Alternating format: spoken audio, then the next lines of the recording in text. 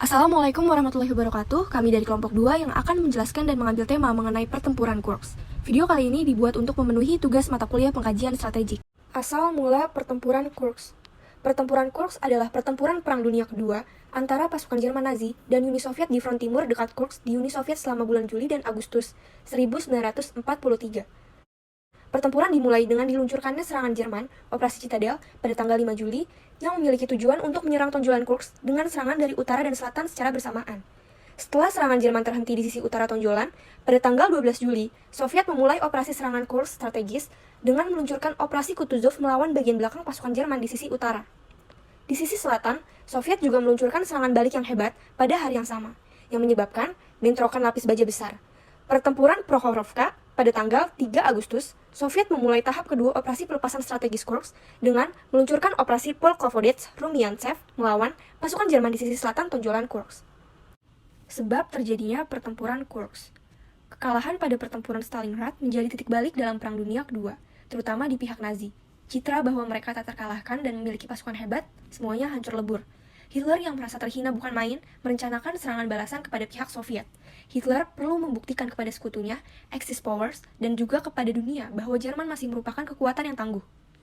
Kota Kursk di Uni Soviet menjadi target pertama, sebelum pasukan Nazi direncanakan menyerbu Moskow yang jaraknya 457 km. Hitler memerlukan kemenangan di front timur, sehingga ia mengumumkan Operasi Citadel yang diharapkan dapat mengubah peta kekuatan di front timur, tempat yang akan membalas kekalahan di Stalingrad sebelumnya. Strategi Jerman dan Uni Soviet dalam pertempuran Kursk. Yang pertama, strategi Uni Soviet. Pihak Soviet ini memiliki kekuatan mencakup 1.300.000 pasukan infanteri, 3.600 tank dan kendaraan lapis baja, 20.000 artileri, dan 2.400 pesawat tempur. Uni Soviet telah mempersiapkan strategi pertempurannya dengan cara menambah jumlah pasukan militernya dan merekrut 300.000 orang sipil untuk membuat jebakan tank sebagai antisipasi dari serangan Jerman. Uni Soviet juga dilengkapi dengan tank tempur yang efisien yaitu T-34.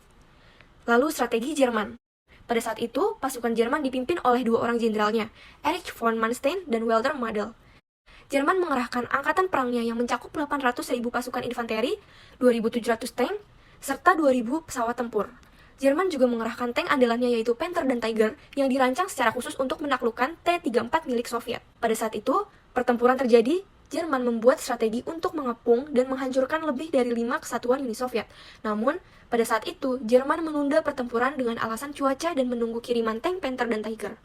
Dari situlah Soviet mengambil keuntungan dari penundaan tersebut dengan memperkuat zona pertahanannya dan menyiapkan strategi perangkat anti-tank hampir 1 juta ranjau. Jadi dapat disimpulkan bahwa dengan kekuatan pasukan Uni Soviet yang besar dan kepemimpinan yang baik, pasukan Uni Soviet ini mampu bertahan dan menyerang balik pasukan Jerman dalam pertempuran Kursk. Dampak dari pertempuran Kursk. Operasi Citadel yang terjadi di front timur berada di daerah Kursk ini memberikan dampak yang cukup parah dari kedua belah pihak, terlebih dari pihak Jerman yang dimana menelan banyak biaya dan mengalami kekalahan yang cukup besar. Dampak bagi Jerman dan Uni Soviet sama-sama kehilangan 50% total dari kekuatan tank mereka, yang dimana Uni Soviet ini kehilangan 1.500 tank dan 1.000 pesawat tempur. Selain itu, korban dari pihak Uni Soviet tercatat hingga 180.000 meninggal dunia dan sekitar 424.000 terluka. Sedangkan dari pihak Jerman, mereka kehilangan 50% dari kekuatan tank maupun pesawat tempurnya, tercatat ada 500 tank dan 200 pesawat tempur. Korban dari pihak Jerman pun mencapai 200.000 meninggal dunia dan juga terluka. Karena operasi ini terjadi saat cuaca yang tidak mendukung bagi Jerman, menyebabkan dari pihak Jerman tidak mampu untuk mengembalikan maupun membalas kekalahan mereka kepada Uni Soviet dan mengalami dampak yang sangat besar bagi Jerman. Titik akhir dari pertempuran Kursk. Pertempuran di semua area terus menjadi sangat kompleks dan sengit.